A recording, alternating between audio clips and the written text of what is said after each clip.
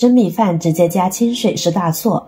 今天教你饭店正确操作方法，米饭粒粒分明，松软还香甜。大家好，我是乐乐妈。说到大米，是我们必不可少的主食。虽然北方人以面食为主，但也经常会吃1-2顿的米饭。米饭细软香甜，营养丰富，再搭配上一盘下饭菜，吃3碗都不过瘾啊。虽然大家时常吃，但也不一定蒸得好。由于不同的大米吸水性不同，所以有人用电饭煲蒸米饭，时而夹生，时而太稀，并不好吃。不少人蒸的米饭不好，就怀疑是大米的问题。但我们自己吃的米都是自己筛选买回来的，肯定比饭店里的米好得多。那为什么饭店里的米饭那么好吃呢？所以今天我将和大家分享一下蒸米饭的技巧，保证颗粒分明，晶莹剔透，细软香甜。家里的大米根据人口数量取出放入盆中。首先我们来清洗大米，加入多一些的清水没过大米。我们开始淘洗大米。蒸米饭常犯的一个错误，米淘洗很多遍。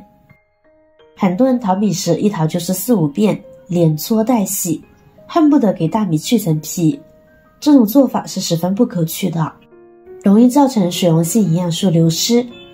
而正确的做法是，首先洗米是必要的，但不能过度。淘米过程中不需要流水冲洗，在盆里用手搅动着清水清洗，去除较为明显的杂质即可，简单轻柔的洗1到2次就好。即使是淘洗存放时间较长的陈米，淘洗次数也最好不要超过3次。然后呢，我们可以将淘米水倒出来啦。很多人呢都会习惯性的将淘米水倒掉，其实看似平平无奇的淘米水，它的用途可真的是太多了。妙用1：浇花。它是经过淘洗米之后留下来的水，在这一些水当中会残留下大米的一些微量元素，比如说钙、磷等等。使用它来浇花可以起到一定的促进效果。而且淘米水在处理完善之后呢，它是属于酸性水之一，长时间使用还有着调节土壤酸碱性的效果，而且大部分花卉都适用。妙用2：清洁蔬果碗碟。因为淘米水呈弱酸性，所以用它清洗蔬果可以分解水果蔬菜上的农药残留，然后呢再用清水清洗干净，这样的水果吃起来更健康。用洗米水洗碗碟能够有效地清洗干净表面的油污。淘米水呈酸性，它的水分子可以很好的分离油污。最重要的是，淘米水不含任何添加剂，既省钱又健康。妙用3：它还可以清洗买回来的肉类或海鲜腥味很重的食材，只需要在洗米水中加一点盐，就可以把它们的腥味稍微给去除掉，使食材烹饪起来更鲜美。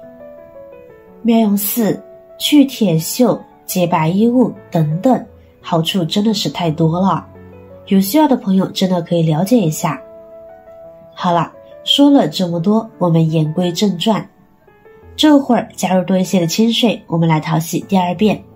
清洗第2遍的时候，同样用手轻柔的搓洗，然后呢再倒出淘米水就可以了，时间不宜过长。很多人做完这个步骤，急急的加水就去上锅蒸了，这是不对的。想要米饭松软香甜，还得多加这3样。其一，少许的食盐。加食盐是为了提高大米的筋性，激发出大米中的香味，这样做出来的米饭口感劲道不发黏，又香又有嚼劲。第2，家中的白米醋。大米的主要成分是淀粉，酸性物质遇到淀粉可以使大米更加的蓬松，从而使大米吃着更松软。还有一个好处就是天气太热时，醋呢还可以防止米变馊，从而增长大米的保存时间。但是蒸大米时，醋不要加的过多， 1斤米放2到3滴白醋即可。而且呢，大家也不用担心蒸出来的大米呢会有酸味，因为高温下醋中的醋酸就会在大米蒸熟的过程中全部挥发掉了。第3，猪油。想要米饭蒸的透亮有光泽，而且还有丝丝的香味，就少不了熟的猪油了。因为猪油可以使大米变得更亮，而且呢还能增加大米的香味，从而使蒸熟的米饭更好吃。但是不可以放味道过重的油，油也不要放得过多，否则呢会使米饭吃着过于腻口。充分的搅拌均匀后，接下来就可以加水啦。蒸米饭加水是关键的一步，如果水加多了，那么米饭就会很稀；如果水加少了，那么米饭就会夹生。不同的大米吸水性不一样，所以并不能按照电饭煲的标准来操作。估计不准确时，我们不妨用手指做尺，先用手指测量米的深度。如果大米是2个骨节，那么水则是1个骨节。记住这个比例，只要煮过1次，那么第2次就有经验了。第2次吸水性低就少加一点，吸水性高就多加一点就行。接下来就可以蒸米饭啦，一般半小时就蒸好了，就家里电饭煲正常煮饭键即可。不过不同的是，蒸好之后呢，不要立马开盖，能够焖上5到10分钟再吃，这时的米饭口感最好，口感会更为松软，而且呢也更适宜肠胃不好的人群食用。亲爱的朋友们，制作视频不易，您的每一个留言和每一个点赞关注都是我前进的动力。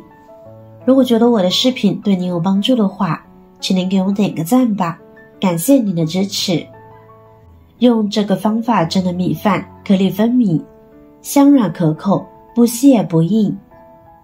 其实蒸出好吃的米饭很简单，记住多加3样，多做2步就行了。多做2步就是记得测量水量，精准用量。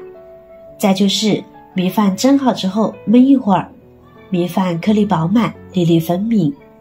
再加上那3样，味道呢都会有很大的提升。不信的话，大家可以试一试，相信您会有收获的。您想让家里的小孩子吃饭更有食欲的话，这几个煮饭的窍门可要记住了哦。觉得有用就收藏支持一下吧。好了，今天的方法呢就分享完了。如果您看完有食欲，或者您有更多的想法和建议，欢迎在下方评论留言哦。记得点赞、转发、分享哦。点击我的视频头像，还可以观看更多的美食和生活技巧。别忘了关注我哟。感谢您的支持，我是乐乐妈，我们下期再见啦。